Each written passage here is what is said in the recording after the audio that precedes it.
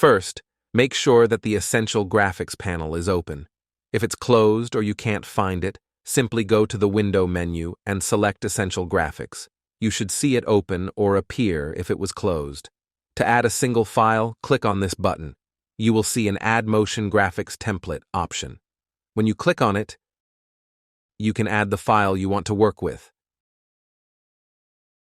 It will appear in All list, then you can drag and drop it and customize it as needed.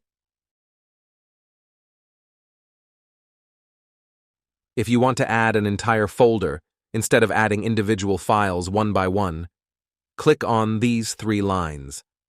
Then select Manage Additional Folders and click Add. Choose the folder you want to add, and then click Select Folder. Now, you can change the drop-down menu to select the name of the folder you added. You will see all the files that were in that folder, and you can add and customize them as you like.